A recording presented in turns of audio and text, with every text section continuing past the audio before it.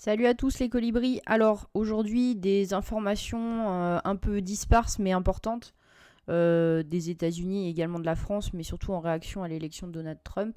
Alors première info, puisque comme je vous avais dit dans la dernière vidéo, ce qui serait intéressant c'est de voir ce que Trump allait faire concrètement. Donc là c'est un journaliste d'un média alternatif américain.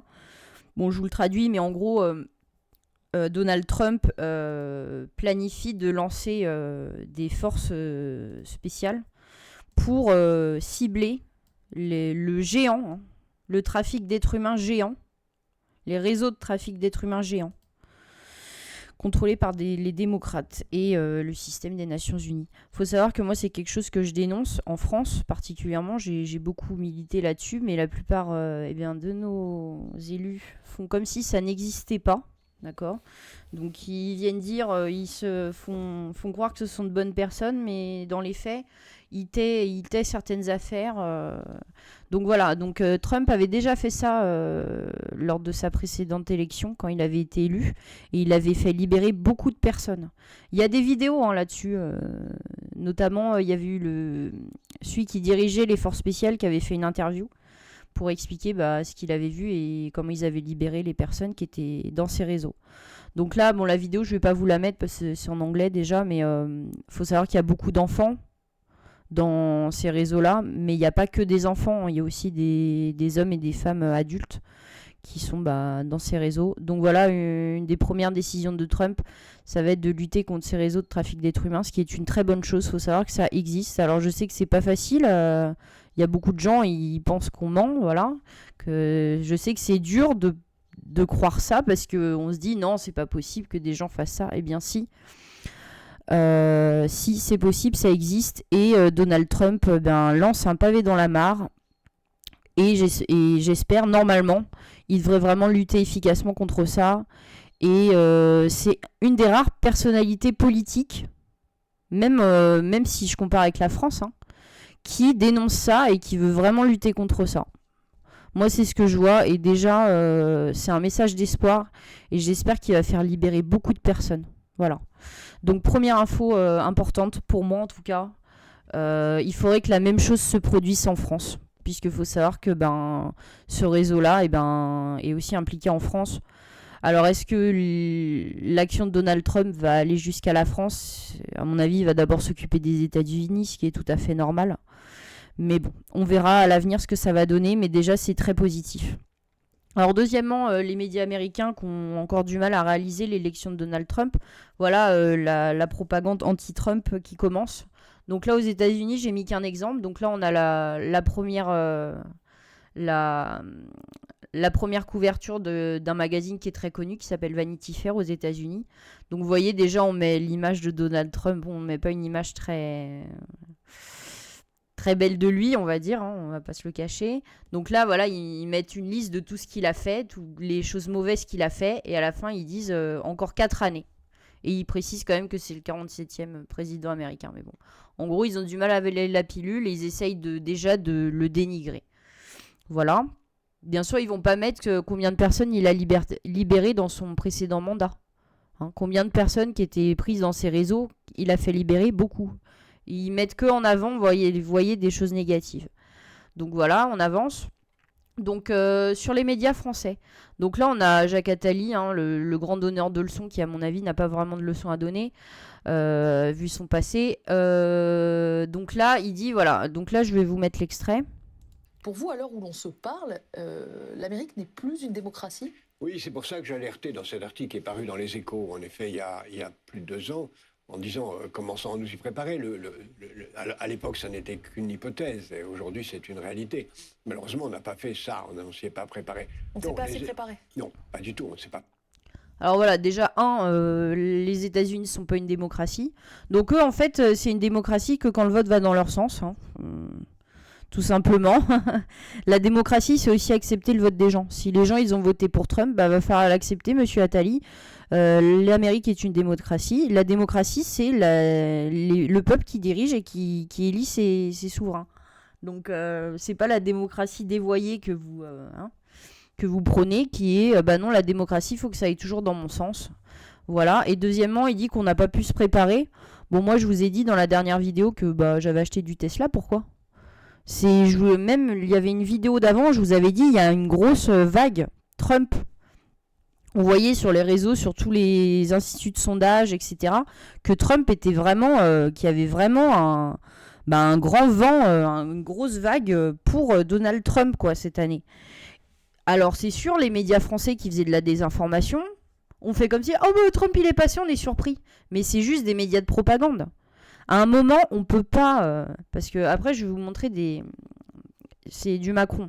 Mais ce que je veux dire, c'est... ce que je veux dire par là, je reprends mes idées et je les remets en place, c'est on peut pas... c'est sûr, on peut pas se préparer une hypothèse si on base son analyse sur des mensonges médiatiques. C'est-à-dire les médias, pendant des semaines, ils ont dit oui, Trump c'est un fasciste, c'est un nazi, il passera jamais, c'est pas possible, etc. Donc forcément... Comment voulez-vous que des gens qui croient à ces médias-là, qui sont dans l'idéologie mortifère, qui est complètement loin de la réalité, se préparent ? Je veux dire, quand on veut être préparé à quelque chose, il faut regarder la réalité en face, même si elle ne nous plaît pas. C'est comme venir dire, non, l'Amérique, c'est pas une démocratie. Si, c'est une démocratie, que ça plaise ou pas à monsieur Attali. Donc, ils sont dans le déni de réalité. Voilà. Donc, forcément, on ne peut pas se préparer quand on est dans le déni. Voilà. Ensuite, là, pareil, on a... alors là, c'est monsieur Breton, Thierry Breton. Donc, le grand député qui a fait passer une loi, comme il le dit, monsieur Philippot, un règlement de censure, la DSA, en Europe, que les gens n'ont pas du tout voté. Il dit que ça a été voté par le peuple. Je suis désolée, moi, j'ai pas voté pour ça, sinon j'aurais voté contre. Je pense que beaucoup de gens auraient voté contre. Donc là, il dit que c'est pas normal, donc je vais vous passer l'extrait. Après, on en parle. Non, on est la première démocratie au monde à l'avoir fait, le DSA, vous vous en souvenez. Oui. Et donc, on ne peut pas, évidemment, utiliser ces plateformes pour amplifier massivement donc, des fake news et créer donc de la distorsion, voire de l'impact, notamment sur nos démocraties. Oui, mais aux États-Unis. Mais aux États-Unis, quand on a 203 millions de followers, c'est le cas d'Elon Musk qui a 203 millions d'abonnés sur le réseau X, qui en compte à peu près 320 millions. Donc voilà, en gros, lui, il considère qu'on est la première démocratie au monde. Voilà, laissez-moi en douter, surtout quand il vient dire qu'on a voté une loi que personne n'a été... Il y a eu un référendum ? Non. Donc voilà, on l'a pas voté la loi. Donc, et il vient dire, en gros, c'est simple, faut plus de contrôle des réseaux sociaux. C'est pas normal que des mecs comme Elon Musk, il y ait autant de gens qui le suivent. Mais il a obligé personne à le suivre, Elon Musk. Si les gens ils le suivent, c'est parce qu'ils en ont envie, parce qu'ils trouvent que ce qu'il dit c'est intéressant.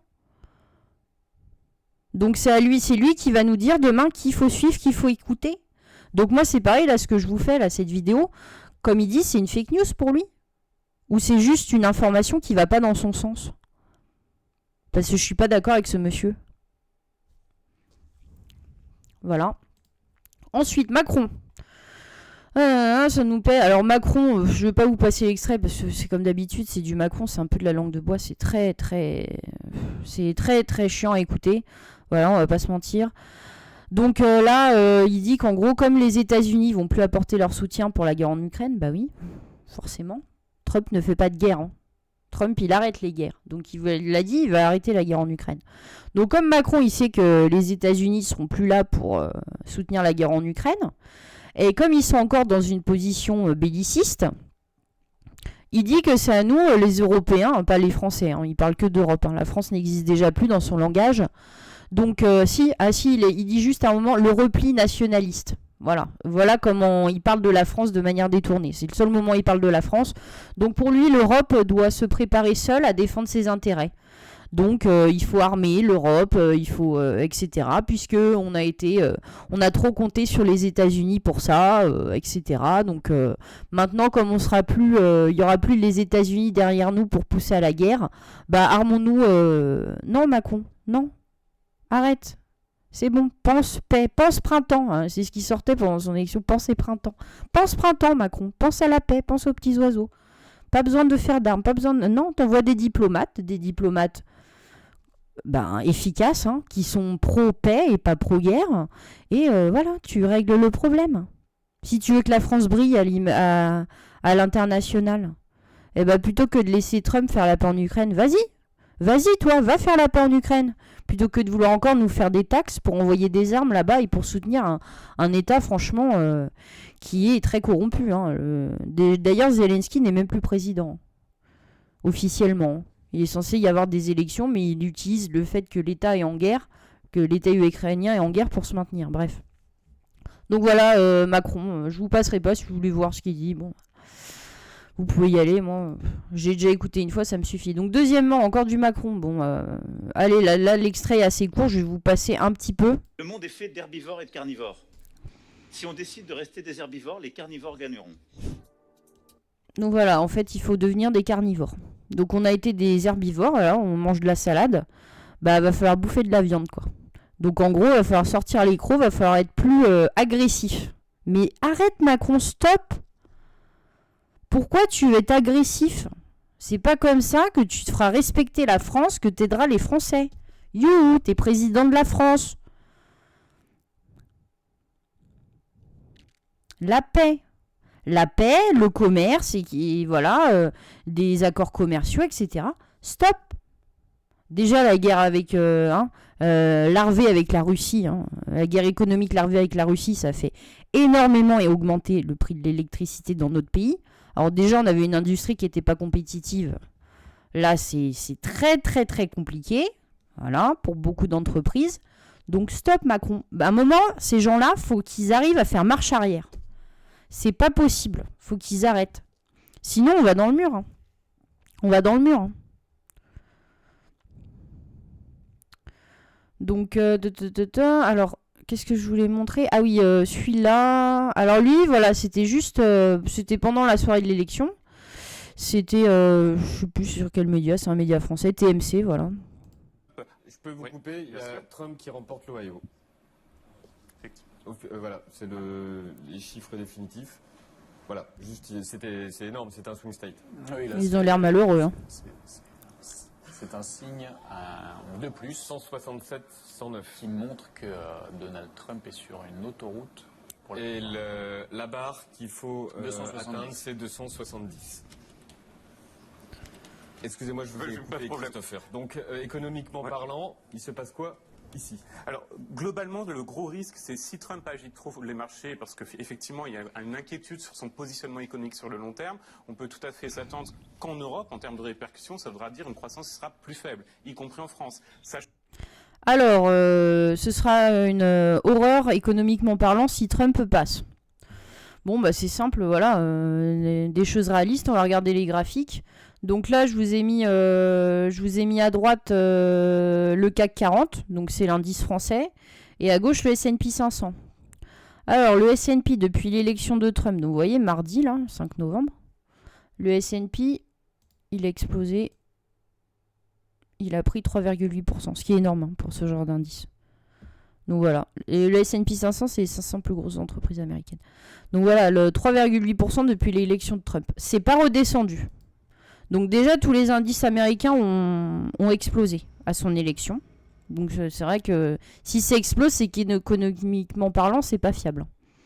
Non, au contraire, c'est que s'il a été élu, les investisseurs sont en confiance et donc ont investi majoritairement aux États-Unis en fait. Il y a eu beaucoup d'investissements qui s'est fait aux États-Unis, du coup, les prix des actions ont monté aux États-Unis. Par contre, en France, alors ça, il y a eu une explosion, vous voyez là. Ça a monté. Enfin, c'est monté. Ici.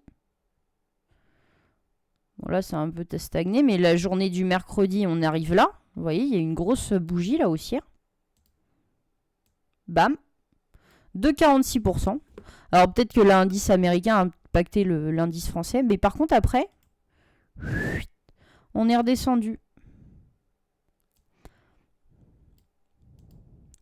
Alors pourquoi, je ne saurais pas l'expliquer.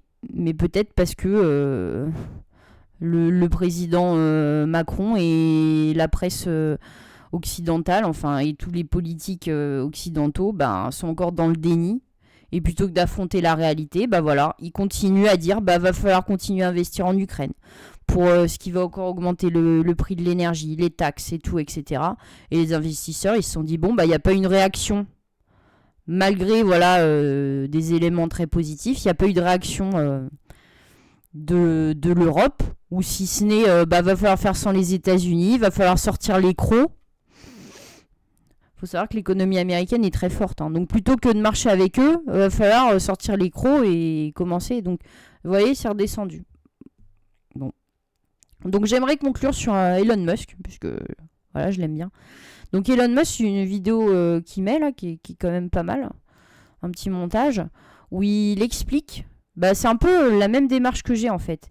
Il explique dans sa vidéo qu'il s'en fiche de l'argent et du pouvoir. Lui, ce qu'il veut, c'est le bien. Et si le fait de se battre pour le bien lui coûte de l'argent ou il perd tout, il s'en fiche en fait. Tout ce qu'il veut, lui, c'est le bien et la vérité. Il dit la vérité vous rendra libre. Oui, pourquoi ? Parce que lui, il se bat pour ça. Il s'en fiche de l'argent. Lui, ce qu'il veut, c'est pouvoir se regarder dans la glace le matin. Parce qu'il y a beaucoup de gens, vous savez, dans les politiques, tout ça, on leur promet de l'argent. On leur promet du pouvoir. En échange de certaines choses qui ne sont pas forcément dans le sens du bien. Mais ils le font, voilà, c'est ce qu'on appelle la corruption, ils le font pour de l'argent ou du pouvoir. Je ne pense pas qu'Elon Musk soit une personne corrompue. Voilà, je pense qu'il y a des gens, voilà, un peu de mon profil, qui, peu importe ce qu'on leur proposera, se battront toujours pour le bien et la vision qu'ils ont du bien, quoi. Et essayer d'avoir une parole de vérité. Donc voilà, elle est un peu longue, je vais pas vous mettre la vidéo, mais si vous suivez Elon Musk, ce qui est le cas de plus de 300 millions de personnes, c'est ça qu'il avait dit. Donc ça devrait pas être un problème. Bon voilà. Je vous laisse là. Dites-moi ce que vous en pensez de ces news. Bon, je vais peut-être pas parler de tout, hein, c'est sûr. Mais voilà, je voulais parler de ça toujours. Je vous souhaite une belle journée. À la prochaine.